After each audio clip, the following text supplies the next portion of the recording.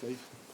Can you just start with the goal, just your thoughts on it all, and what went on before, and the reactions? Yeah, it was a good goal. Let that be clear. Ball in behind, cut back cross. Bergval scoring, stayed really calm, finished it off. But I don't think you're interested in that. I think you're interested in the moment before. Yeah, when I just walked in, I said, I was thinking, I think I saw Ainge sitting here on Sunday. And I thought, oh, something happened, and I think Spurs weren't happy with a few decisions that were made on Sunday. And many people always say that this will eventually match up in the end of the season. I'm not one of them that believes that, because sometimes you can be unlucky in the season or you can be lucky in the season. Yeah, on Sunday a decision went against them. Maybe today a decision went in favor of them. Which is, of course, very unlucky for us, because I've never felt that we were going to lose this game, especially not after the first 15 to 20 minutes, because I did feel Spurs started the game better than us. But after that, in my opinion, we had most of the game control, played most of the game on their half, had much more ball possession. And then, yeah, a moment like this, yeah, if you go down to 10 for a few seconds, against a very good, against a team that can play so good football like Tottenham can. It's far from ideal. Yeah, yeah. I don't think there's any debate about that. So they say, he didn't stop the counter-attack. I think every manager would prefer if there's a tackle being made now 40 yards away from our goalkeeper. I don't think you really stop a counter-attack. Then every manager would prefer to get a second yellow card for the other team than to finish that counter-attack with a player less to play that counter-attack with. And then if that is not the discussion, then the next discussion is, was it reckless enough to just give advantage? Advantage is the right word. And then just come back and say, yeah, I thought the tackle was still too reckless. So I still have to give a yellow. But yeah, he had to. In the VAR decision, he had to tell everyone what his decision was, and unfortunately, he didn't have to do this in this decision. So things happen. Very unlucky for us. Very unlucky for us. The good thing for us is that if you ever have to lose a game, it's better if you lose one where there's still a second leg to be played.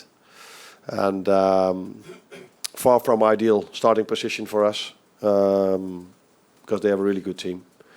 Probably some players come back for the second leg. So. Far from ideal to lose here, but if I ever have to lose, I prefer to lose. If there's still a leg to be played, then it would have been only this game. I know you've got a hell of a lot of games at the moment, but it was 17 days ago that you beat them 6-3 here. I mean, it's sometimes difficult in football to kind of, relate to what happened. Would you kind of, I don't know, concede that maybe not quite at your best tonight? Is that fair?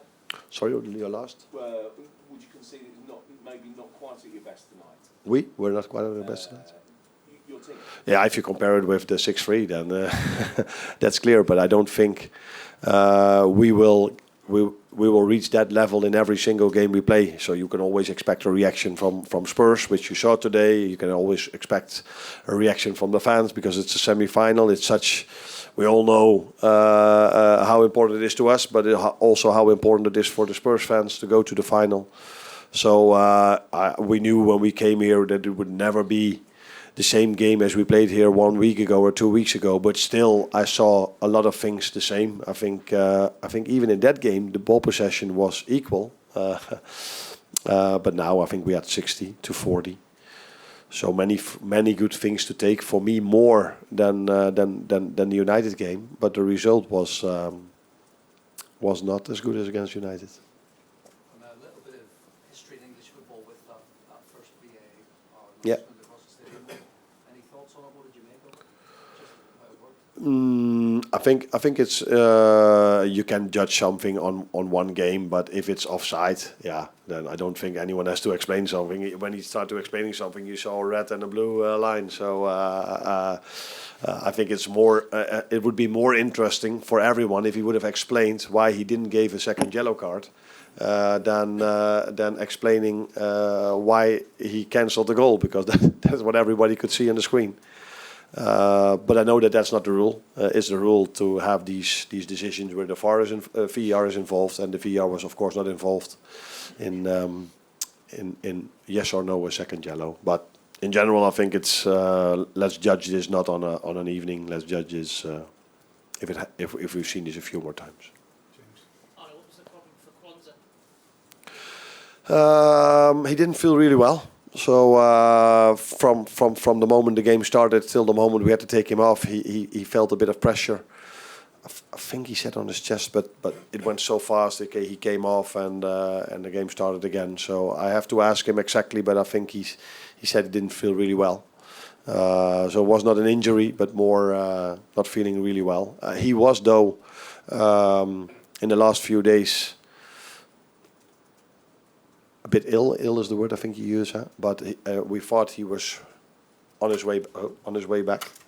But maybe that had something to do with it. I have to ask, but it had nothing to do with an injury. Hi, Arne. I know you got booked, but I didn't get booked. oh, you No, didn't get no. booked, sorry. But I was wondering how you kept so calm at the end. You were very friendly with the officials. Do you have any advice for other managers to keep calm after a decision like this? Oh, I don't think I'm known in Holland for the person that always stays calm with referee decisions. Although I do think they have a wrong opinion about me over there when it comes to referee decisions. Decision is made. You can't change it in the moment. You feel like, okay, when he didn't give the second yellow, nobody thought that it would have had such a big impact 30 seconds later. I think, I haven't asked him, but I'm 99.9% sure that I wasn't the only one who felt, I would use the word, which I cannot use anymore. What other word could I use then? Not the best. Which didn't feel not the best. I'm 99% sure when Bergval scored, the referee was like, is this really happening? Because he couldn't change it anymore. Was for him also far from ideal, I think. But yeah, that's why I say 99.9 because I couldn't look in his head. And he didn't have to tell what he felt. Sure.